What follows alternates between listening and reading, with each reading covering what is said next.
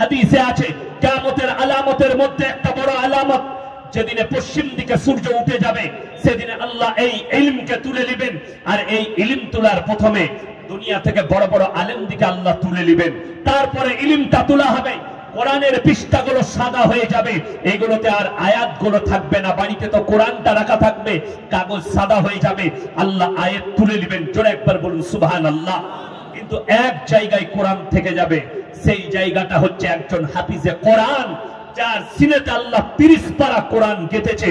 সেই কোরআনটা সেই জায়গায় কাঁথা থাকবে কিয়ামতের সকাল পর্যন্ত, জান্নাত পর্যন্ত। জোরে বলুন সুবহানাল্লাহ।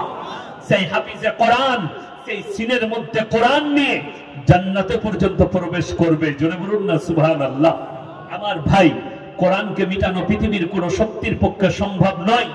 যতগুলো মিডিয়া মেহনত করছে শুনেন, আজকে এই সমাজকে ধ্বংস করার আপনার পেছনে চক্রান্ত জানেন কিভাবে হচ্ছে, আপনি অনুভবই করতে পারবেন না। এই 18 বছরের বিয়ে, এটা ইসলামের জন্য একটা বড় চক্র। যারা মৌলী সাহেব আছেন, আলেম আছে, যারা তালবিরিম আছে, যারা কাফিয়া সারজামি পর্যন্ত পড়ে, তারা জানবে ভালো করে। আরবি কিতাবের মধ্যে আছে, একটা মেয়ে যখন 9 বছর পেরোয়, যখন 8.5 বছর কোনো মেয়ে, যার হরমোনের ডাক্তারি ভাষায়, যাদের হরমোনের রক্তর জোর বেশি, যাদের হরমোনের জোর বেশি, কোন মেয়ে 8.5 বছরে বালিগা হয়ে যায়।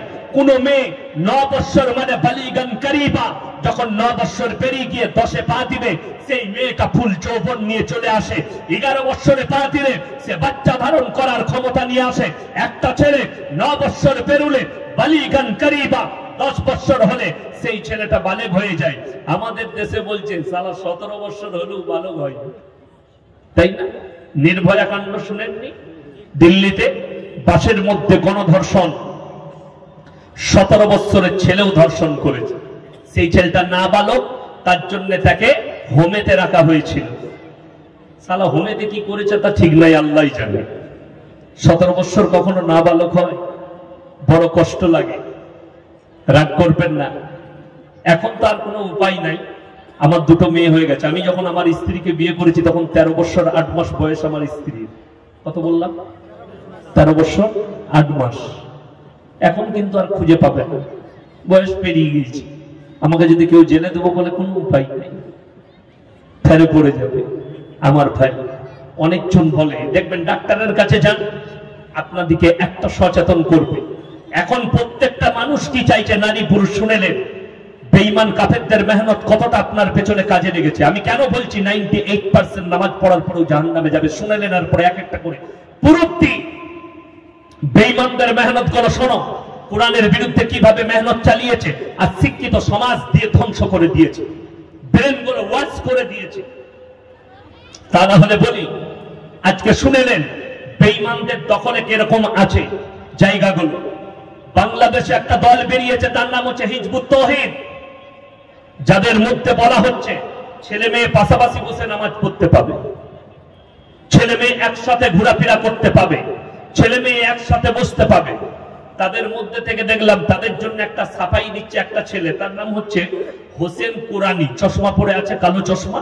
ফেসবুকে দেখছি তার বয়ান, সালামুন আলাইকুম, এইভাবে সালাম দিচ্ছে হারাম খোরটা।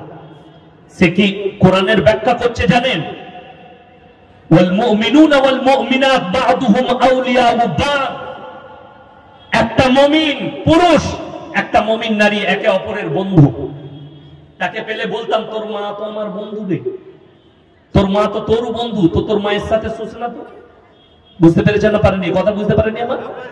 যদি মুমিন পুরুষ আর মুমিনা নারী একে অপরের বন্ধু হয়, বন্ধু শুনেলেন।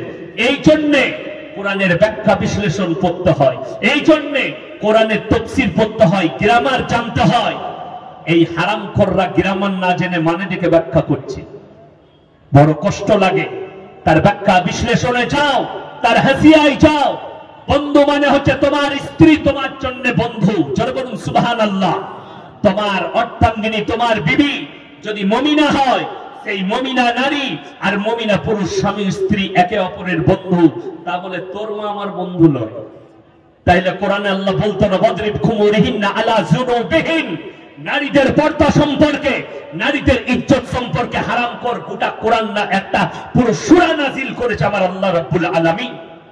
এত সুজা আমার নবীজি সাল্লাল্লাহু আলাইহি সাল্লামের এতগুলো হাদিস বর্ণনা করেছে, সব ফেল।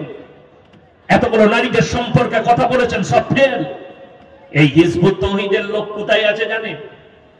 ওদের এক ভক্ত আছে, ফেসবুকে কাজ করে আমেরিকায়। কয়েকদিন আগে আমার জলসা একজন ছেড়েছিল, সঙ্গে সঙ্গে তার চ্যানেলটাকে বন্ধ করেছে। আমি খোঁজ নিলাম কি করে হতে পারে, তখন তার ভিত পর্যন্ত গিয়ে বার করলাম। এই হিজবুত তাওহীদের একজন ভক্ত মেয়ে, সে আমেরিকার একদম ম্যান অফিসে কাজ করে। শুনে রেখে দেন বেঈমানরা কত দূর বিস্তার করেছে। আমার ভাইয়েরা, কোরআন মানুষকে শুধু বাঁচিয়েছে। জোরে বলুন সুবহানাল্লাহ। কিভাবে শুনেলেন? আজকে আপনি যে কোনো ডাক্তারের কাছে যাবেন, যদি বলেন স্যার কটা বাচ্চা নেবো, বলে একটার বেশি বাচ্চা দিস না, ঠিক কি না? এখন কিন্তু ছোট পরিবার, লোকরা বলে ছোট পরিবার সুখী পরিবার, লোকরা বলছে না, বলেনি? ছেলে মেয়ে সবরে দেখবেন অনেক লোক মেয়ের জন্য ছেলে দেখতে গেলে বলে কটা ছেলে গো, বলে একটা, বলে তাইলে চলবে, তাড়াতাড়ি কথা বল, ঠিক কি না? একটা বেটা হলে খুব ভালো, ছোট সংসার, আমার মেয়েকে কাজ করতে হবে না, খুব ভালো। আরে কাজ করতে হবে নাকি, দুনিয়া এমন একটা জায়গায় পৌঁছাবে। আমার যুবকরা শোনো, যারা আমার সন্তানের বয়সী, যারা আমার ভাইয়ের বয়সী, যাদের বিয়ে হয়নি, তারা শোনো, এমন একটা যুগ আসতে চলেছে, ঘরে আর রান্না করতে হবে না, রেডিমেড মাল আসবে। এখন দেখেছেন টাউনগুলোয় হোম ডেলিভারি চালু হয়েছে, চালু হয়নি? চাকরি করে স্বামী স্ত্রী বলে রাতের বেলায় ডেলিভারি বয়কে বলে দিবে, খানা দিয়ে যাবে, বউ আর রাঁধে না। টাউনশিপে কিনা মাল খাচ্ছে। ওই জন্যই তো ভাই দুটোর বেশি, একটার বেশি আর ছেলে হয় না। কি বলছেন আগেকার মানুষ? আমি আমার মাকে দেখেছি খড়েতে রাঁধতে। খড় বুঝেন তো? আপনারা কি বলেন? খড়, খাড়া, ওই খাড়া দিয়ে রান্না করেছে আমার মা। কাঠ দিয়ে রান্না করেছে। কাঠের রান্না দেখেননি? এ মাটির হাঁড়িতে রান্না দেখেননি? মাটির হাঁড়িতে রান্না খাওয়ার কারণে মানুষের শরীর মজবুত থাকতো, শরীর অসুস্থ হতো না। আর এখন যত রকমের ম্যাটেরিয়াল বেরোচ্ছে, তত রকমের মাল বেরোচ্ছে, রোগ। বুঝতে পারেননি? রোগ। ওই জন্য তো এক পিস মাংস খেয়ে গ্যাসের ট্যাবলেট আর থামস আপ খাচ্ছে। বলে কি হবে? বলে খালি গ্যাস। আমাদের বাবাজি যারা বসে আছে, এই দেখেন এইসব লোকগুলোকে দেখেন, যাদের 70 পেরিয়ে গেছে, এখনো পর্যন্ত 1 কেজি মাংস খেয়ে কোনো প্রবলেম নাই। ঠিক কিনা? কি বুঝলেন? আর এখন অনেক লোক আছে, কি বুঝলেন, 35 পেরোই নাই, যদি 2 পিস মাংস খায়, কি হলো? বলে গ্যাস, খেলি যে গ্যাস। ওই জন্য তো আরে বাজারে এখন অনেকজন বলছে জানেন, একজন অল্প বয়সে বিয়ে দাও না, ডাক্তাররা বলছে বয়স পেরুলে তারপরে বেশি বয়সে বিয়ে দাও। কি হবে? মেয়েদের শরীর মজবুত হবে, এই হবে, ওই হবে। এবার তোর দাদিকে জিজ্ঞেস করবি কত বছর বয়সে বিয়ে হইল, সেই ডাক্তারকে বলছি। তোর নানিকে জিজ্ঞেস কর, তোর নানির কত বছর বয়সে বিয়ে হয়েছিল। আমি আমার যে দাদি শাশুড়ি জানেন, আমার 6টা ফুফ শাশুড়ি আছে। কটা বললাম? 6টা। 6টা বোন আমার শ্বশুরদের, আর 2 ভাই। 6 আর 2 কটা বাপ? 8টা। স্বামী স্ত্রী, দাদু শাশুড়ি আর দাদি শাশুড়ি আর দাদু শ্বশুর, 10টা ফুটবল টিম, ঠিক কিনা? আগেকার মানুষের 12টা 14টা করে ছেলে হতো না? হতো না? আর বাজারে দেখা হয়েছে, মা বলছে বেটা বিয়ে করো, দাঁড়া চাকরিটা পাই। 35 বছর হয়েছে, 38 বছর বয়সে চাকরি পেয়েছে। বললে হ্যাঁ রে বাপ, এরপর বিয়ের দিদি? বলে না না, নিজের পায়ে দাঁড়ায় একটা বাড়ি করব, বহরমপুরে দাঁড়া, নাহলে গোধনপাড়া বাজারে বাড়ি করব, তারপরে বিয়ে করব। একটা বাড়ি করলে 40-40-এ বিয়ে করলে 42-এ ছেলে, ছেলের বয়স 3 বছর। দেখা হয়েছে বহরমপুরে। হুজুর সালাম আলাইকুম, ভালো আছেন? জি ভালো আছেন। তুমি কেমন হচ্ছে? ভালো। বিয়ে শাদী হলো, ছেলে পিলে? জি, একটা বেটা হয়েছে। আমরা আর লিবে না? না, একটাই ছেলেকে ভালো করে ডাক্তার ইঞ্জিনিয়ার করবো। আমরা তুই লিবি না কি? তোর তো আর হবে না, 45 পেরিয়ে গেছে, তোর গোডাউনে মাল শেষ। বুঝতে পেরেছেন না? পারেননি? তুই তো বিয়ের মজাই পাবি না। উপযুক্ত বয়সে বিবাহ দাও।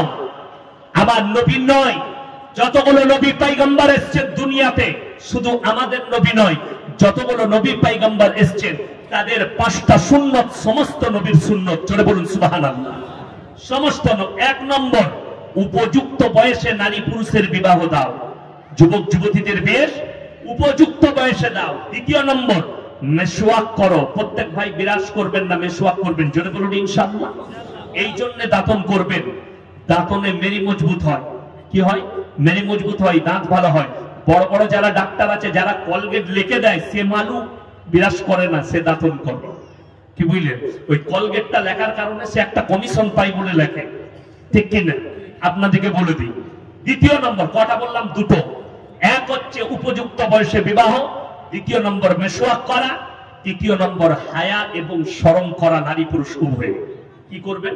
হায়া এবং লজ্জা শরম নিয়ে আসা। প্রত্যেকটা পুরুষ এবং নারীর জন্য এটা অবশ্যক, এটা নবীজির সুন্নত।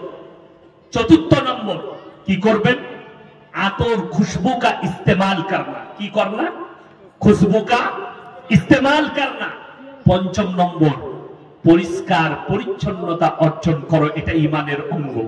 আপনার জামাটা 5টা সেলাই হবে, আপনার জামাটা ছিঁড়া হবে, বগলের কাজটা সেলাই করা হবে, কিন্তু জামা আপনার যেন পরিষ্কার থাকে, কচালা থাকে, পরিষ্কার পরিচ্ছন্ন থাকে। সবাই অবলম্বন করবো। জোরে বলুন ইনশাআল্লাহ। নখ, মায়েরা শুনেলেন, আমাদের দেশের অনেক মেয়েরা নখ রাখে, ঠিক কিনা? নখ রাখে শুয়োরের মতো নখ। কি বুঝলেন? এই দেখেন, আমার হাতে এখনো দাগ আছে। আমি তখন বাসে জলসা করতে আসতাম। কোথায়? রাজারামপুরে জলসা করেছি, শেখপাড়ায় করেছি। বাসে এসে বাস ছেড়েছি, কেন যেন ধিক্কার। আমি বহরমপুর থেকে বাসে চেপেছি, যেমনি কাটুয়া থেকে বাসটা বার হচ্ছে স্ট্যান্ড থেকে, আমি তো সামনের সিটে বসে রডটা ধরে আছি। এমন একটা মেয়ে চাপলো, বড় বড় লোক নিয়ে খাপ করে দিয়ে দিলে, আর এখানটা কেটে গেল। দাগ আছে, এখন দাগ আছে। দিয়ে বলছে আই এম সো সরি। আমরা আল্লাহ কোন হারাম করছে, ইংরেজিটা বার করে দিল। আর দেখবেন আমাদের ছেলেদের একটা বড় দুর্বলতা আছে, কোন মেয়ে যদি বহরমপুর একবার বলে দেয় না আই এম সো সরি, তখন এই মনে করেন দারুণ বললে আমাকে। কি বললেন? ছেলেরা তখন হয়ে গেল। এই যদি কোনো মেয়ে সরি বলে, তাই মনে করে আমাকে আই লাভ ইউ বলে দিতে। সরিটাই এত মজা, ঠিক কিনা? আমি বললাম যে এরকম করে ফেরে দিয়ে ইংরেজিতে সরি করে দিলে, লোকগুলো কিসের জন্য রেখেছিস? চুল কুবার জন্য না লোককে নুচার লেগে? বড় কষ্ট লাগে। হ্যাঁ হ্যাঁ, সোরের মতো নখ রেখেছে। মায়েরা শোনো, নখ নারী এবং পুরুষ প্রত্যেক সপ্তাহে কাটবেন। জোরে বলুন ইনশাআল্লাহ। জুম্মার দিনে না হলে বৃহস্পতিবার একটা সময় বার করে গোসলের আগে নখ ছোট, পুরুষরা গোপ ছোট, দাড়ি বড়। আমি দেখেন মোজগুলো কাটতে পারি না, এখানে একটা ফোড়া হয়েছে বলে আমি কালকেই কাটবো। এই ফোড়াটা ভালো হলো, 2 দিন একটা ফোড়া উঠেছিল। মোজ ছোট, দাড়ি বড়। বগলের চুল 40 দিনের আগে পরিষ্কার করতে হবে। লাভির নিচের চুল নারী এবং পুরুষ 40 দিন আগে পরিষ্কার করতে হবে। আমাদের দেশের অনেক ছেলেরা চপ খেতে ভালোবাসে, বাসে না? এই চপ খাই না? বাজারে গিয়ে বলে চপ দেখি। আগে চপটা কেনার আগে দেখবে চপ যে ছাড়ছে সে কিরকম, ঠিক কিনা, পরিষ্কার পরিচ্ছন্ন কিনা, তারপরে কিনবেন। সে হারাম অবস্থায় চপ ছাড়ছে নাকি? হারাম অবস্থা কি? চপ ছাড়ছে গেঞ্জি পরে, বুঝতে পারলেন? আর বগলের চুলে মরচা পড়ে গেছে। আমি খালি চিন্তা করি, আল্লাহ যদি শোরুমের এই হাল হয়, তা গোডাউনের অবস্থা কি? ওদের হাতে চপ খাওয়া হারাম। এই আমি হাসির কথা বলিনি, বাস্তব বলছি। নারী পুরুষ শোনো, এবং মায়েরা শুনবেন, মায়েদের জন্য 2টো জায়গা ছাড়া, বগল এবং লাভির নিচে ছাড়া কোনো জায়গার চুল পরিষ্কার করা হারাম। অন্য কোনো জায়গা, অনেক মেয়েরা পার্লারে গিয়ে, বিউটি পার্লারে গিয়ে ভ্রু ফিলাপ করে, শরীরের লোম তুলে, গালের লোম তুলে, সম্পূর্ণ হারাম। যে সমস্ত নারীরা পুরুষের পোশাক পরিধান করে, সেই মেয়েরা জাহান্নামের খোরাক। যে পুরুষরা, আমাদের দেশের অনেক ছেলে, ওই ফিল্মের কজন আর্টিস্ট আছে, আমি নাম লুব না, আমাকে একজন বলেছে তোমার নামে কেস হবে, দাঁড়াও, তুমি অমুকের নামে, সালমানের নামে কথা বলেছো। আমি বলবো, জটা পারবি কেস কর। কানেতে দেখবেন বালি পড়ে, অনেক নায়করা পড়ে না, কান ফুটো করে।